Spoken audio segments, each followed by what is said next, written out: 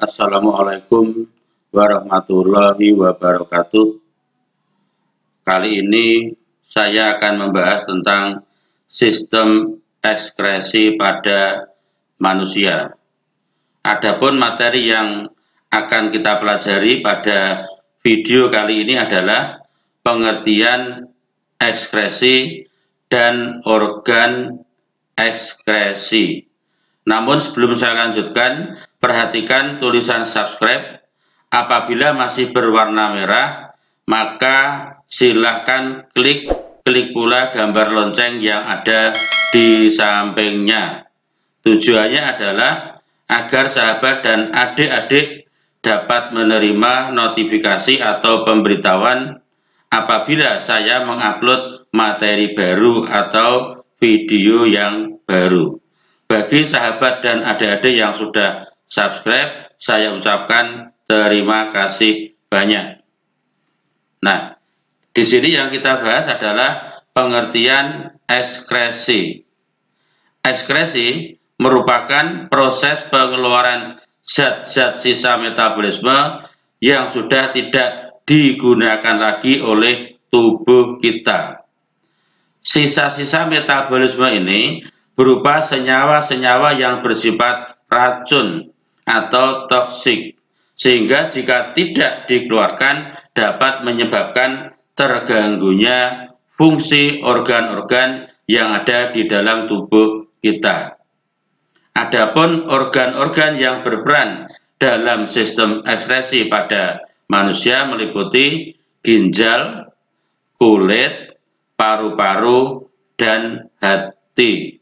Namun pada video saya yang pertama ini nanti yang kita bahas adalah ginjal. Untuk yang kulit, paru-paru, dan hati nanti insya Allah akan kita bahas pada video saya yang berikutnya. Nah, sekarang apa fungsi sistem ekskresi? Yang pertama adalah menurunkan kadar zat produk metabolisme dalam tubuh agar tidak menyebabkan akumulasi, melindungi sel-sel tubuh dari zat-zat yang bersifat racun. Kemudian yang ketiga adalah menjaga keseimbangan cairan dalam tubuh atau juga disebut dengan hemostasis, membantu mempertahankan suhu tubuh. Ini adalah fungsi sistem ekskresi secara umum. Nah, sekarang untuk video kali ini yang kita bahas adalah ginjal. Ginjal ini fungsinya adalah mengatur keseimbangan konsentrasi ion-ion penting dalam tubuh. Kemudian yang kedua, mengeluarkan zat sisa organik dan racun. Nah, nanti dikeluarkan dalam bentuk urin. Nah, kemudian yang ketiga adalah mengatur keseimbangan asam dan basa. Nah, ini keseimbangan asam dan basa dalam tubuh kita ini sangat-sangatlah penting ya.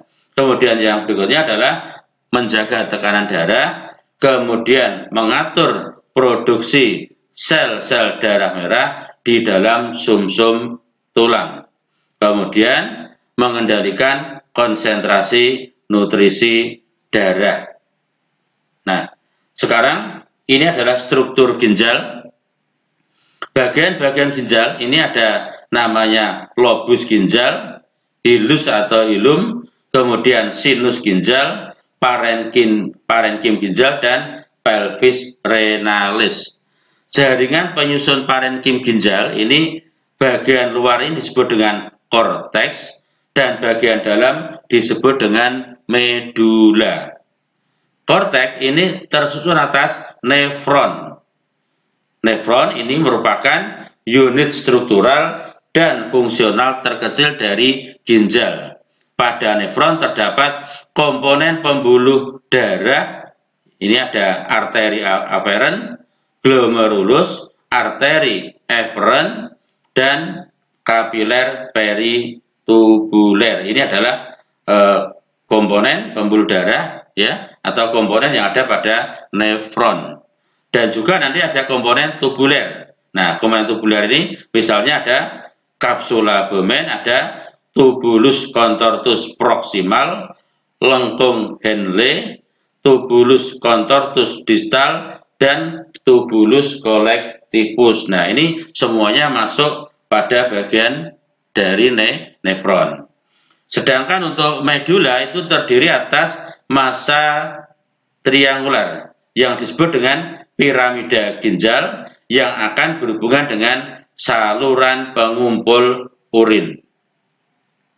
Nah, kira-kira nanti gambarnya seperti ini. Jadi ginjal kita itu jumlahnya ada sepasang ya, ini ada sepasang. Kemudian gambarnya seperti ini adalah bagian-bagian dari struktur ginjal. Ini seperti ini bagian-bagiannya.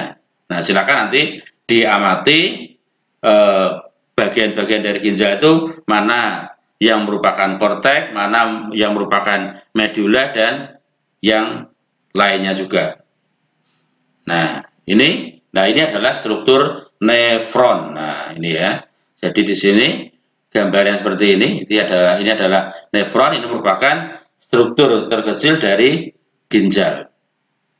Nah, oke, sekarang yang berikutnya akan kita bahas tentang proses pembentukan urin. Proses pembentukan urin ini terjadi 3 tahap. Ada tahap filtrasi, ada tahap reabsorpsi, dan yang ketiga ada tahap augmentasi.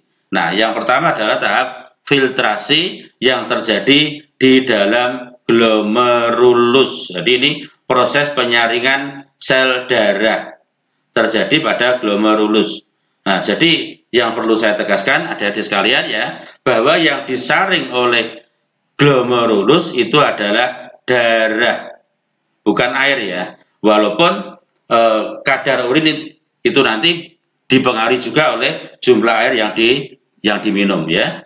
Kemudian cairan yang difiltrasi akan melewati membran glomerulus yang mampu menahan sel darah dan protein plasma, serta melewatkan air dan molekul berukuran kecil. Nah, nanti hasil dari proses filtrasi ini adalah filtrat glomerulus atau yang disebut dengan urin primer. Nah, urin primer ini masih mengandung air dan zat-zat terlarut di dalam air ya. Ini zat terlarutnya misalnya ada glukosa, klorida, natrium, dan lain-lain.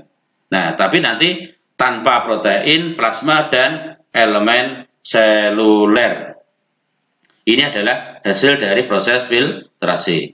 Nah, kemudian yang kedua adalah reabsorpsi. Ini merupakan proses penyerapan kembali zat-zat yang masih dibutuhkan oleh tubuh. Nah, jadi zat yang masih dibutuhkan oleh tubuh kita nanti akan diserap kembali. Nah, proses reabsorpsi ini terjadi di tubulus contortus proximal yang nantinya menghasilkan urin sekunder. Urin sekunder ini akan masuk ke lengkung Henle menuju ke tubulus contortus distal. Nah, adapun zat yang diabsorpsi atau diserap kembali antara lain adalah ion natrium, ion klorin, glukosa, air, urea, dan juga ion-ion anorganik. Nah, hasil akhir dari proses reabsorpsi ini merupakan urin sekunder. Kemudian yang ketiga adalah augmentasi. Augmentasi ini merupakan transport aktif yang memindahkan zat-zat tertentu dari darah ke dalam urin. Augmentasi terjadi di dalam tubulus contortus distal dan tubulus collectivus atau disebut juga dengan tubulus pengumpul. Ini merupakan tempat penyimpanan urin ya. Jadi tempat penyimpanan urin sementara di sini. Nah, zat yang dipindahkan itu antara lain adalah ion hidrogen, amonia, kreatin, asam hiburat, obat-obatan tertentu, dan zat asing. Nah, ini nanti akan dibuang ya. Kemudian ion kalium. Hasil dari proses augmentasi ini adalah urin sesungguhnya atau urin jadi. Jadi adik-adik sekalian, kalau sudah melalui proses augmentasi ini akan menghasilkan urin sesungguhnya atau urin jadi yang mana urin ini sudah siap untuk dikeluarkan dari tubuh manusia. Nah, ini adalah jalur pembentukan urin. Kita lihat nanti dari sini.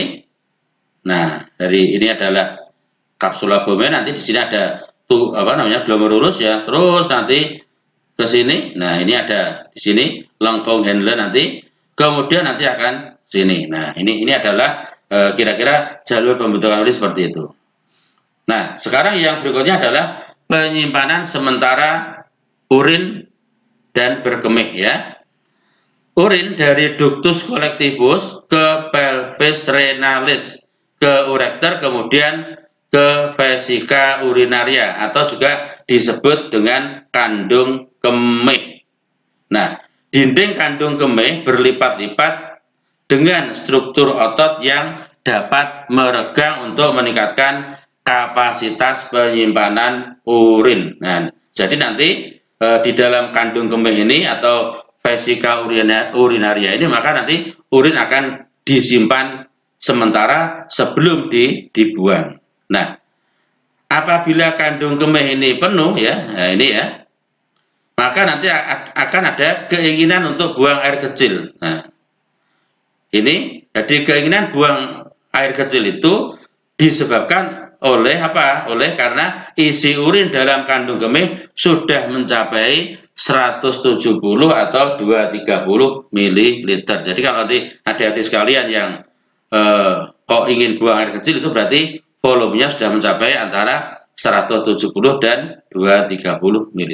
Nah, kalau adik-adik sudah ada keinginan buang air kecil, tolong nanti segera dibuang ya, jangan ditunda-tunda lagi, karena nanti itu juga akan menyebabkan penyakit. Nah, kemudian urin dari kandung kemih ini akan mengalir ke uretra, kemudian melalui lubang uretra akan dikeluarkan dari tubuh. Nah, nanti urin itu nanti akan dikeluarkan dari tubuh manusia. Nah, ini juga ada yang menyebut dengan istilah berkemih atau mengeluarkan urin dari tubuh. Nah, itu nanti begitu.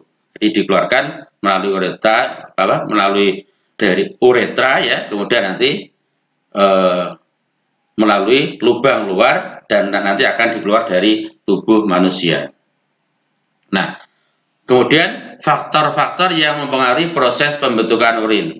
Faktor internal. Nah, ini faktor internal adalah misalnya hormon ADH, anti diuretika hormon. Ini nanti mengontrol pengeluaran urin. Nah, ini hormon ADH ini penting sekali ya. Jadi anti diuretik hormon atau hormon ADH. Kemudian hormon insulin ini nanti untuk menurunkan kadar glukosa dalam darah. Nah, ini hormon insulin ini juga nanti mempengaruhi kadar urin atau proses pembentukan urin. Nah, biasanya contohnya kalau orang kena diabetes ini, kalau malam ya, ini juga sering kencing ya. Nah, ini seperti itu nanti.